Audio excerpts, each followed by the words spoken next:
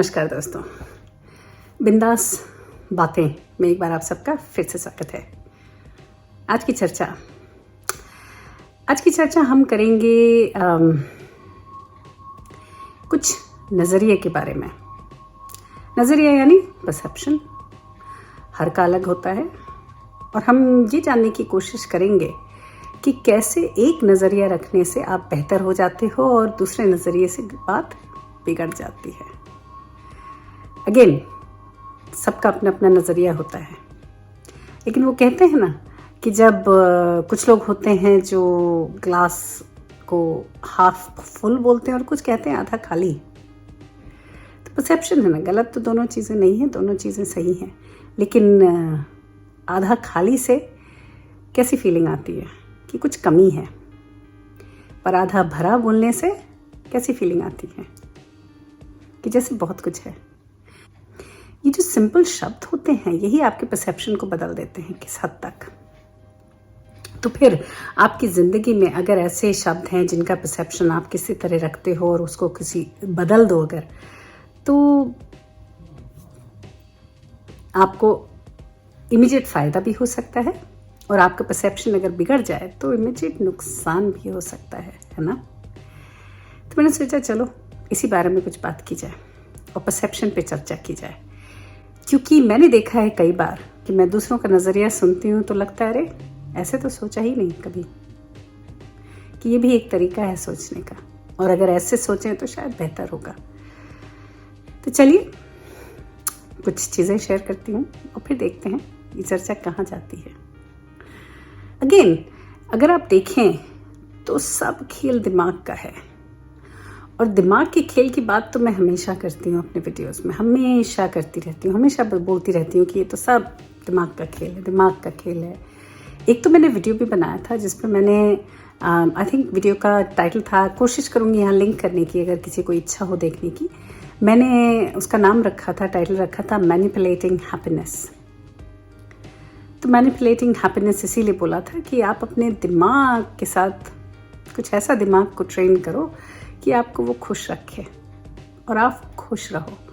तो खुशी एक ऐसी चीज़ है जिसको आप मैनिपुलेट कर सकते हो, ऐसा मैंने उस वीडियो में बताया था और तरीके भी बताए थे कि क्यों मैं ऐसा कह रही हूँ। तो सिमिलरली परसेप्शन की बात करते हैं कि परसेप्शन भी कुछ दिमागी खेल है। कई बार नहीं होता कि आपको एक पिक्चर दी जाती है और आपको कहा जाता है आपको उसमें क्या दिख रहा है। साइकोलॉजिकल जो ट्रिगर्स कि भाई एक सेम पिक्चर, उसमें कोई घोड़े को आगे चलते देखता है, कोई घोड़े को पीछे चलते देखता है। कई बार होता है कि दो फेसेस हैं और बीच में एक बास है, तो आपको कहा जाता है क्या दिख रहा है। तो फर्स्ट टाइम आप देखोगे तो हो सकता है आपको दो फेसेस दिखें या फिर आपको एक बास दिखे, पर एक बार आपको पता चल जाता है कि वो क्या है तो आपको दोनों चीज़ें दिखने लगती हैं और बहुत क्लियरली दिखने लगती हैं। कई बार होता है कि परसेप्शन आपका पहले से डिसाइड हो जाता है, तो आपको पिक्चर दिखाते हैं तो कहते हैं देखो एक डक, अगर डक है पिक्चर में तो आप पहले ही उस चीज़ को खोज लेते हो, तो उस फोटो में आपको डक दिखने लगती है। जो अगर ये बोला जाए कि देखो एक डक इसमें बना सकते हैं लेकिन ये जो बनी है, तो आपको उसमें बनी दिखने लगेगा, फिर आपको दोनों दिखने लगेंगे। तो ये दिमाग का खेल है ना कि एक ही फोटो को आप 3-4 तरीके से देख पाते हो और सब अलग तरीके से देखते हैं, और उसी फोटो में या उसी पिक्चर में सब चीज़ें हैं भी। तो परसेप्शन हुआ ना दिमाग का खेल कि आपने क्या देखा। अब इसी चीज़ से साइकोलॉजिकल जो साइकोलॉजिस्ट होते हैं वो आपके दिमाग या आपकी एबिलिटीज़ को सॉर्ट ऑफ असेस करते हैं कि आपके परसेप्शन से वो आपके दिमाग को स्टडी करते हैं कि क्या चीज़ें या कौन से फैक्टर्स हैं आपके दिमाग पे प्ले करते हैं, और उस हिसाब से वो ये प्रिडिक्ट करते हैं कि आप किस टाइप के आदमी या लोग हो, या किस उम्र में हो, या क्या सोचते हो, कैसी थिंकिंग है आपकी, ये सब वो सॉर्ट ऑफ असेस कर पाते हैं और बता पाते हैं आपको। एक और छोटा सा एग्जाम्पल दूंगी परसेप्शन का कि कैसा दिमाग का खेल है और काम दिमाग कैसे आपको अचंभित करता है हर पल हर घड़ी। तो एक किस्सा बताती हूँ, छोटा सा किस्सा कि हम लोग गाड़ी लेने की सोच रहे थे, सेकंड गाड़ी है हमारे लिए। तो सेकंड गाड़ी लेने की सोच रहे थे, लेकिन ये नहीं सोचा था कि कौन सी लेंगे, ब्रांड कौन सा लेंगे, ये आइडिया नहीं था। तो जिस दिन निकले हम लोग विंडो शॉपिंग चेक करने, असेस करने मार्केट को, तो सब जगह गए। सुजुकी देखा, टोयोटा देखा, फिर निसन देखा, होंडा देखा, सब तरह के ब्रांड्स देखे और माज़दा भी देखा। अंत में हमने तय किया कि माज़दा 2 जो है वो मेरे लिए सही होगी। माज़दा 2 पे हम सेटल हुए। अब ये बात सही हो गई, हमने गाड़ी बुक कर दी। सोचने वाली बात ये है कि इससे पहले मैंने कभी रोड पे माज़दा 2 देखी ही नहीं थी, लेकिन वहाँ से जो डीलरशिप से बुक करने के बाद से जो हम घर आए हैं, रास्ते में शायद मुझे ऐसा लगा कि माज़दा 2 ही भरी पड़ी है। हर गली, हर नुक्कड़, हर चौराहे पे मुझे माज़दा 2 दिख रही थी और इतनी सारी दिख रही थी। तो मेरे दिमाग में ये आया कि ये हमेशा से इतनी थी या कि आज ही दिख रही हैं। तो देखा दिमाग का खेल, कैसे परसेप्शन बदलता है आपका, कि पहले जो चीज़ आपको दिख भी नहीं रही थी उसको रिकग्नाइज करने के बाद वो हर जगह आपको दिखने लगी। मुझे बहुत ही इस चीज़ से आश्चर्य हुआ था और इस चीज़ को देख के मुझे मज़ा भी बहुत आया था कि कैसा है दिमाग आपका, कैसे परसीव करता है चीज़ों को और कैसे चीज़ों को, कैसे उस नॉलेज को यूज़ करता है और कैसे आपको ट्रिक करता है। और हम ट्रिक होते भी रहते हैं। तभी तो वो जो लोग होते हैं जिनके हेल्यूसिनेट करते हैं या स्किज़ोफ्रेनिक होते हैं, कैसे उनको लोग दिखते हैं, आवाज़ें सुनाई देती हैं, they have the imaginary friends and stuff, कितनी सारी चीज़ें होती हैं, मल्टीपल पर्सनालिटी डिसऑर्डर, ये सब क्या है, सब दिमाग का ही खेल है ना। तो परसेप्शन, तो हम दिमाग को मैनिपुलेट कर सकते हैं। हम चाहें तो गुलाब में सिर्फ गुलाब देखें, कांटे अवॉइड कर जाएं, कर सकते हैं ऐसा। तो किसी भी सिचुएशन में अगर हम उसको पॉजिटिव तरीके से सोचें या उसको अटैक हम डिफरेंट तरीके से करें तो उसका आउटकम हम कमांड कर सकते हैं या कंट्रोल कर सकते हैं। साइमन सिनेक या साइनेक करके एक बंदा है जिसके बारे में शायद आप लोगों ने जाना होगा, बहुत अच्छी स्पीच देता है और बहुत ऐसी बातें बोल जाता है कि आपके दिमाग सोचने पे मजबूर हो जाए कि अरे क्या बात कह रहा है यार, कितनी सही बात करती। तो उसने एक एग्जाम्पल दिया, उसने एक बात बताई कि one of his videos he said कि लंदन ओलंपिक्स में एक इंसिडेंस हुआ था जिसको देखकर उसको ये बात लगी। तो उसमें ऐसा हुआ था कि हर एथलीट या हर स्विमर्स के साथ प्रेस रिपोर्टर जो होते हैं उन्होंने सब मिलते हैं ना, क्वेश्चंस पूछते हैं हर एथलीट से कि भाई रेस के पहले, फिर रेस के बाद भी पूछते हैं। तो रेस के पहले फटाफट कि भैया कैसा लग रहा है तुम्हें, क्या तुम नर्वस हो, तुम क्या फील कर रहे हो, ये सब पूछते हैं ना। तो उसी में बहुत एथलीट से रिपोर्टर्स ने या प्रेस वालों ने ऐसी बात पूछी कि भाई आप क्या नर्वस हो। और आश्चर्य की बात ये लगी साइमन को कि सबने ये चीज़ बोली कि नहीं वो नर्वस नहीं है, वो एक्साइटेड है। तो फिर आदमी को उसको साइमन को ऐसा लगा कि अगर आप सोचें, साइमन को छोड़िए, अगर आप ऐसे भी सोचें तो किसी भी खास चीज़ या किसी भी चीज़ के लिए अगर आप जा रहे हो किसी चीज़ को पूरा करने या कोई ऐसी चीज़ है जो खास होने वाली है आपके जीवन में, तो आपकी दो ही फीलिंग्स आती हैं, एक है नर्वसनेस, दूसरा है एक्साइटमेंट। अच्छा, नर्वसनेस और एक्साइटमेंट में क्या डिफरेंस है एक्चुअली? सो अगर आप देखें फिजिकली तो नर्वसनेस और एक्साइटमेंट में कोई डिफरेंस नहीं है। आपके पेट में खलबली मची रहती है, शायद लोग थोड़ा हाथ स्वेट करता है, कुछ लोग थोड़ा परेशान या थोड़े फ्लस्टर्ड से होते हैं। तो ये फीलिंग्स कॉमन है दोनों में जो फिजिकल अपीयरेंस होता है या जो आप जो महसूस करते हैं वो सिमिलर होता है। तो फिर ये दिमाग का खेल है ना कि वो कभी उस फीलिंग को नर्वस कहता है और कभी उस फीलिंग को एक्साइटमेंट कहता है।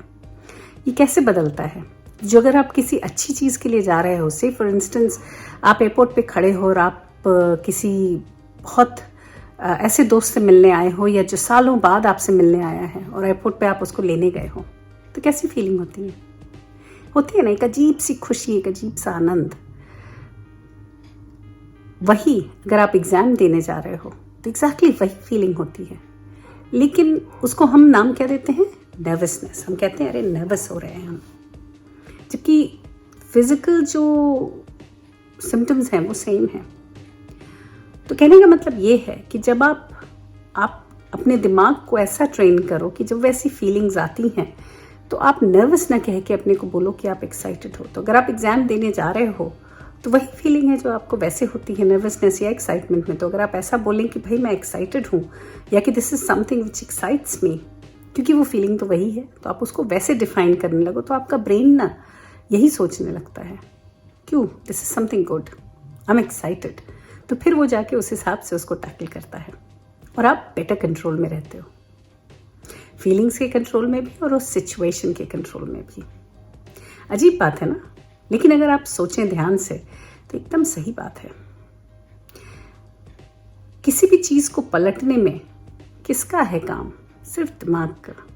तो अगर आप दिमाग को मैनिपुलेट कर सको या आप दिमाग को कुछ ऐसा ट्रेन कर दो कि वो चीज़ों को देखने का नज़रिया अपना बदल दे, तो बहुत चीज़ें सरल हो जाएंगी, है ना।